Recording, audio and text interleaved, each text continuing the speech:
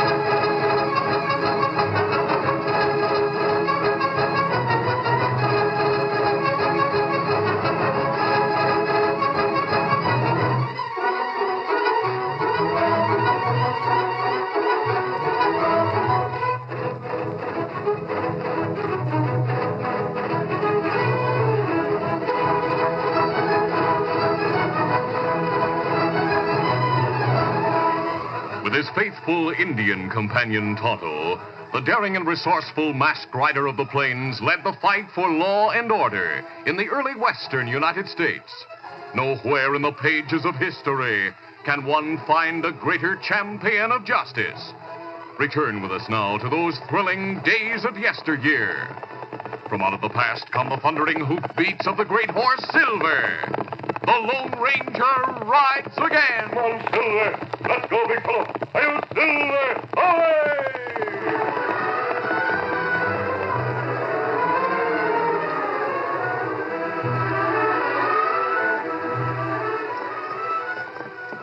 It was nearly sunset. The Lone Ranger and Tonto were traveling west at a leisurely pace when, looking back over his shoulder, the Indian sighted a cloud of dust rising in the distance. The two men watched while a handsome stagecoach and 6 magnificent horses approached. Suddenly, the Lone Ranger recognized the vehicle. Tonto, that's the governor's stagecoach. We'll stop the stage and speak to him. Come on, Silver. Come on, Scout. Scout and Silver raced from the cottonwood grove and approached the stagecoach. Traveling alongside, the Lone Ranger waved to the governor. Recognizing the masked man, the official quickly ordered the driver to halt. Then, leaning out the window in the side of the stage, the governor exclaimed, My friend, you're just the man I wanted to see. I need your help. It's yours for the asking, sir. How may we serve you? Well, it's a matter of conscience. I beg your pardon? Some time ago, a young blacksmith named Clay Trowbridge was accused of murdering a rancher in Buckman County. I've seen reward notices describing Trowbridge. After his capture, Trowbridge was afraid the friends of the dead rancher would lynch him, so he fled. I see. A few weeks ago, Sheriff Hawks of Buckman County found the real murderer, a notorious cattle rustler who was tried and convicted of the crime for which Trowbridge was accused. Does Clay Trowbridge know he's been cleared? No. The sheriff tried to recall the wanted circulars, but many are still up. In that case, the fugitive may be killed for the reward. Or he may be forced to become a real outlaw by the bitterness of his lot. Before I left the capital, I wrote this letter clearing him. I planned to leave it at the mission where I knew would eventually reach you. I hoped you might be able to locate Trowbridge. Here is the letter for him. Well, thanks. I'll try to deliver it, sir. If you could find him, I'd be eternally grateful to you. The prospect of ruining an innocent man's life, well, I hate to think of it. Does anyone know where he might be found? It's known that he headed for the border. You're also heading for the border, Excellency? Yes, I'm on my way to Mexico. I'm to join a federal man there. We hope to be able to reach an agreement with the Mexican government about the island of Risco. Are you familiar with the place? Yes, sir. Decent people call the island No Man's Land. Perhaps before long, Risco will be Mexican or American land. Now I must continue my journey. And we'll begin ours, sir.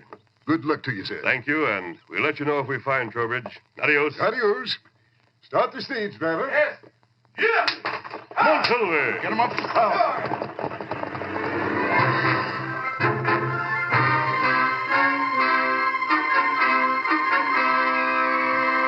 At that moment, Clay Trowbridge sat at a table in a cafe in the infamous town of Risco. Occupying an island in the Rio Grande River, Risco was claimed by both the United States and Mexico.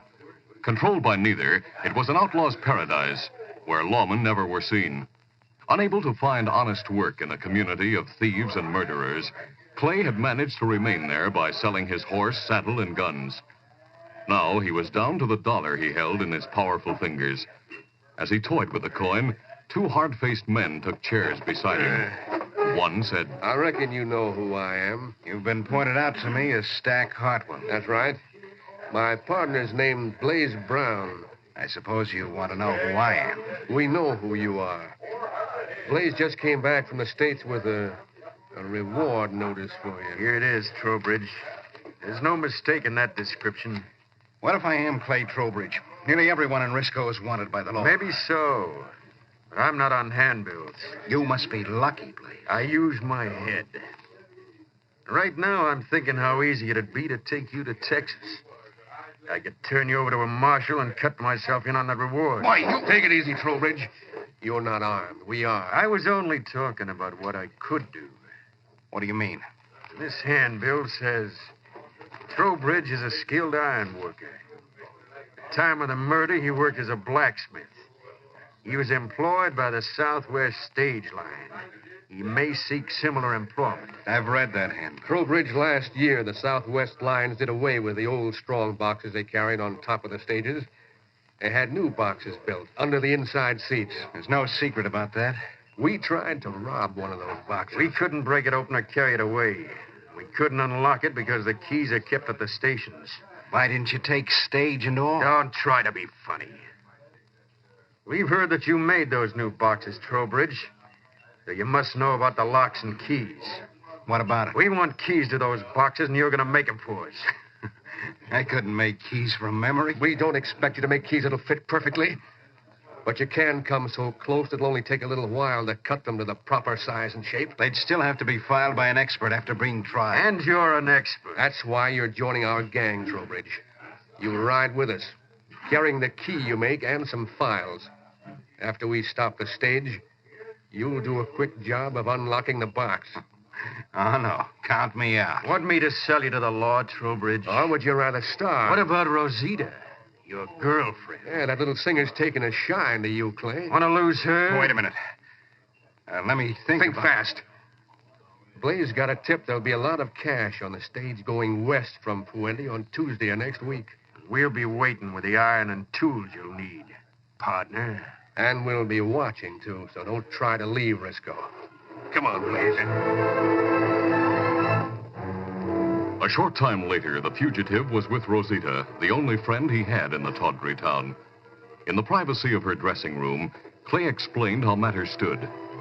Rosita's eyes gleamed like the spangles on her skirt as she exclaimed, No, Clay, you must not help them. What else can I do, Rosita? It is no good to help bandidos. After they have no more use for you, they will sell you out. If I refuse, they'll turn me over to the law now. Clay, you are the only honest man in Risco. You believe I'm innocent of murder, don't you? In my heart, I know it. Thanks, Rosita. Why are you in Risco? In Mexico, I am in big trouble. I shot a soldier who insulted me. You killed him? No, I only wounded him. But I dare not go back to Mexico. It would be safe for you to go to the States. See, it is true. In your country, no one knows Rosita. And I'd be safe in Mexico. But I can't leave you here. I couldn't leave anyway as long as Stack and Blaze are watching me. You must not help them rob the stage, Clay. If only there was some way... Rosita, I have an idea. You have thought of how to get rid of those outlaws? I've thought of a way to prevent the robbery. But how do you do that? I'll pretend to throw in with them. But you'll take a message to Tom Driscoll in Puente. Who is this Tom Driscoll? The express agent. I used to know him. Do you have a pencil and paper? See. Thanks. Now, I'll tell Driscoll what they plan. I'll say I'm being forced to take part in the holdup. He'll set a trap. But you may be killed or captured. Tom Driscoll wouldn't turn me over to the law. But if the gang is masked, he will not know you. I'll wear something that'll identify me. My scarf. It is bright red and yellow. Yeah. Put it around your neck. That's a good idea, Rosita. If I know Driscoll, he'll appreciate this tip enough to let me get away. Yeah. Here's the note. You sign your name to it? It's signed a friend, but Driscoll will know who that is. I do not understand. He knows I'm the only one who could make keys for those boxes. Don't lose that note, Rosita. No, I will put it under my hair. There. It is pinned with my comb. When shall I take the note to Puente? You'd better wait a couple of days. If you leave Risco too soon after seeing me stacking Blaze, may get suspicious. Today is Saturday. Tuesday's the day for the robbery. A day's notice is all Tom Driscoll will need. He shall have the notice. Now you must go, Clay. It is time for me to see you.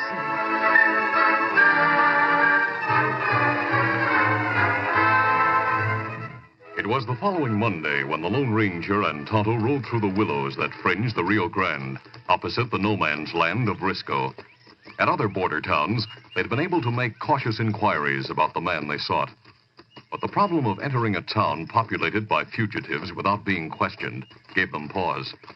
The masked man said, "We may not have to go to Risco for information, Tonto. Oh? What you mean, Kimasabi? There are a few people on that island the law doesn't want. The outlaws employ them as runners to go back and forth on errands. We'll wait here and question the next runner who passes this way. Me savvy. If we can't get any information from a runner, we'll have to go to the island. This good place to watch for anyone who come from island to state. Yes, there's cover here and a fort below. I will stop here. As the Lone Ranger and Tonto watched on the American side of the town that had neither nationality nor law, Blaze reported to Stack in Risco. Rosita just got a horse. She's heading for the stateside. What?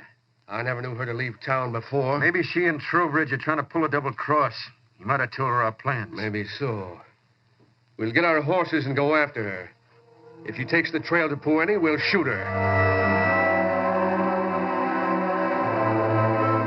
A short time later, Rosita reached the American end of the ford and turned her horse into the trail that led through the willows toward Puente. The Lone Ranger and Tonto had seen her.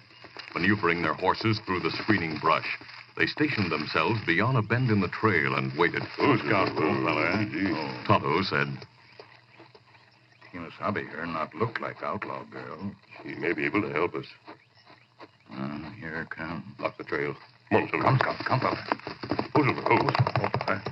Now, her not get past. Senorita, one moment, please. Oh, there. A man in a mask. Don't let my mask frighten you. We not hurt you. Then why do you stop me? We saw you cross from Risco. There may be a man there you know. A man for whom we have important news. It is nothing to me. Let me pass. Senorita, this man is not an outlaw. It is a mistake for him to hide. How do you mean, mistake? Well, he was accused of murder. But the law knows now that he's innocent. He's no longer wanted for the crime. By what name is he called? He may have changed his name, but he is really Clay Trowbridge. It is true, senors. Is Clay free to go home? You know him?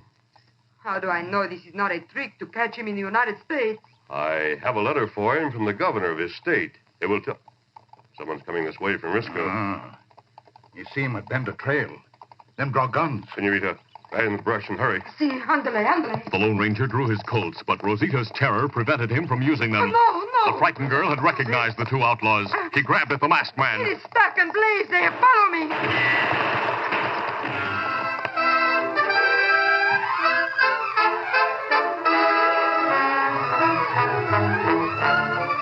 The curtain falls on the first act of our Lone Ranger adventure. Before the next exciting scenes, please permit us to pause for just a few moments.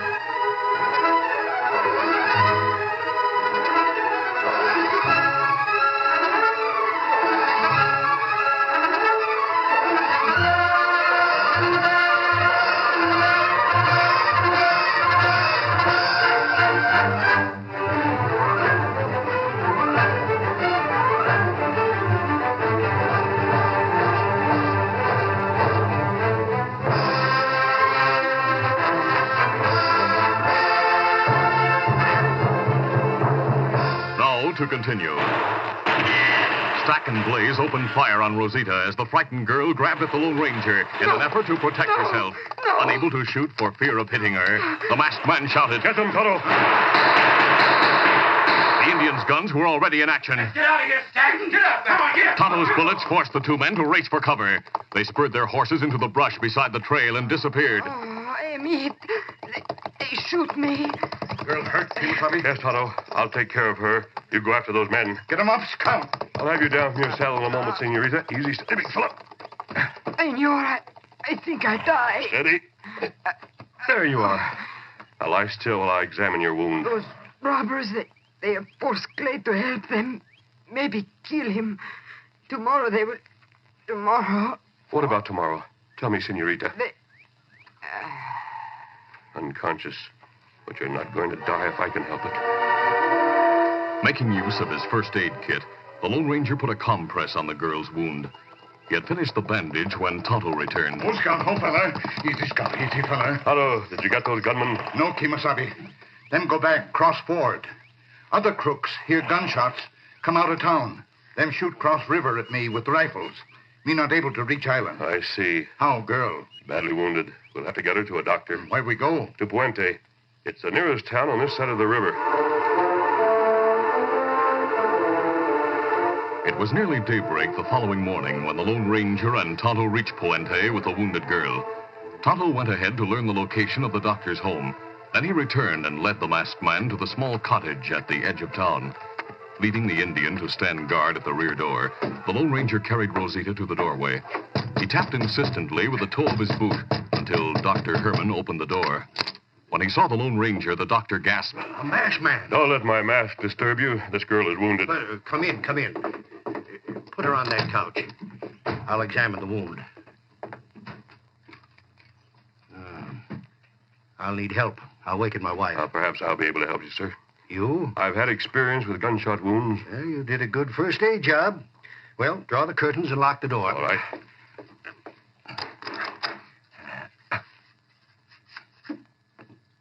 What next, Doctor? Take off those guns and sterilize your hands in that basin. Very well. I want to be here when and if she regains consciousness. Is that important, mister? She was shot by Risco outlaws, perhaps because she'd become too dangerous.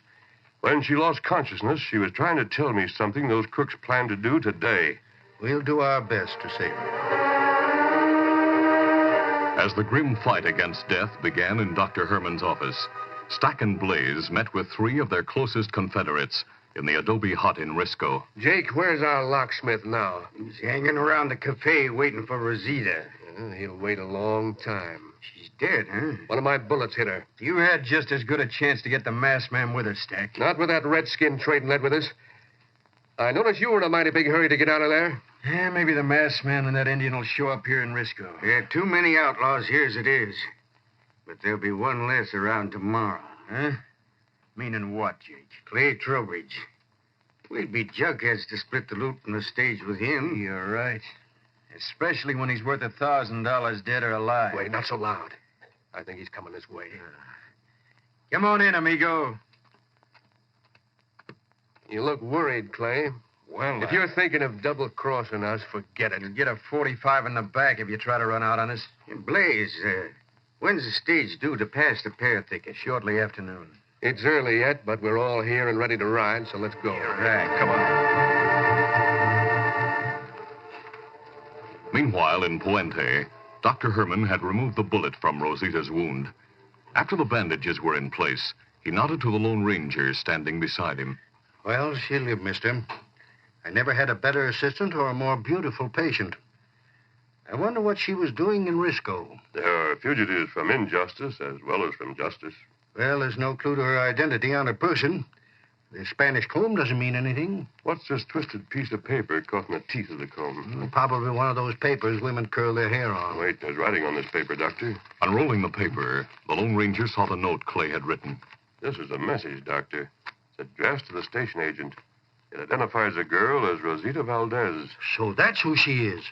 What's the message? It says that 5 Risco outlaws, led by 2 men named Stack and Blaze, plan to rob the stage today. Who wrote that note? It's signed a friend, but it may have been written by the man I've been looking for. A man named Clay Trowbridge. Doctor, When does the stage leave town? Which stage? The westbound. The one that passes the pear thicket between here and Risco. That's where the rider says the holdup will take place. Yeah, if my watch is right and the stage is on schedule, it left town an hour ago. Then I'll go after it at once. I'll get the marshal, mister. We'll organize a posse and head for that pear thicket. My Indian friend and I'll start for the thicket now. Come on, Tonto. We've work to do. You ready, Kimasabi?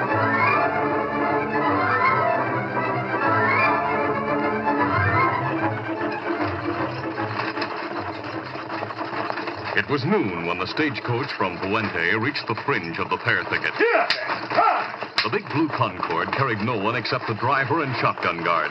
Both men were seated on the box.